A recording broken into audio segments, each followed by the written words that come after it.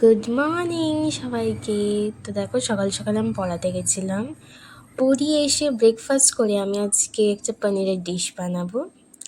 প্রথমে তেলটা গরম করলাম, তার মধ্যে দিলাম জিরে, ইলাইচি, তারপরে কিছু মশলা দিয়েছিলাম, গোলমরিচ ওইসব দিয়েছিলাম। তারপর টমেটো আর পেঁয়াজ দিয়ে এটা আগে ফ্রাই করছিলাম। এইটাই হবে কিন্তু আমাদের মেন রেসিপি, এইটা দিয়েই টেস্টটা খুব সুন্দর হবে।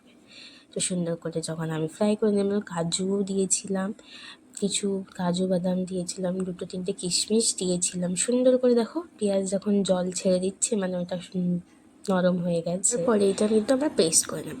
ততক্ষণ আমি ভেজে নিলাম পনির, যেহেতু এটা একটু ঠান্ডা হওয়ার দরকার। তো পনিরের সাথে পরে আমি ভেজলাম আলু আর ক্যাপসিকাম, সব ফ্রাই করে নিয়েছিলাম সুন্দর করে।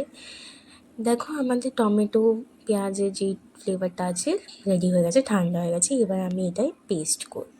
তো পেস্ট করে নিয়েছি, দেখো সুন্দর একটা গ্রেভি পেস্ট হয়ে গেছে, মানে একদম সুন্দর। এই পেস্টটা হচ্ছে খুবই ইম্পর্ট্যান্ট। তারপরে আমি কড়াই আবার তেল দিলাম, তার মধ্যে তেজপাতা দিলাম, তারপরে একটু লঙ্কা, একটু পেঁয়াজ দিয়ে আবার ভেজে নিলাম। এই পেঁয়াজটা কিন্তু আমি আগেই ফ্রাই করে কেটে রেখেছিলাম।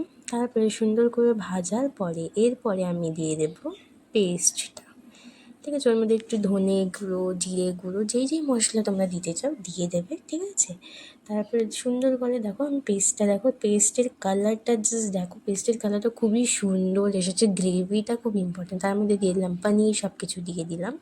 দেখো সুন্দর করে ফুটে গেছে। তার মধ্যে লাস্টে একটু ধনে পাতা দিয়ে দিলাম। ধনে পাতা আমার খুবই একটা প্রিয় জিনিস। তারপর মেথি দিয়ে দিলাম একটু। সুন্দর করে দেখো, ফ্লেভারটা দেখো, একটু মেথি দিয়ে দিলাম, কাসুরি মেথি দিয়ে দিয়েছিলাম টেস্টের জন্যে। দেখো কালারটা জাস্ট দেখো, আর খেতে জাস্ট ওয়াও হয়েছিল। আমি তোমাকে কী বলবো, এই রেসিপিটা নিশ্চয়ই ট্রাই করে দেখবে, খুবই সুন্দর হয়েছিল রেসিপিটা। জাস্ট দেখো কালারটা, দেখো ঝোলের কি সুন্দর কালার হয়েছে।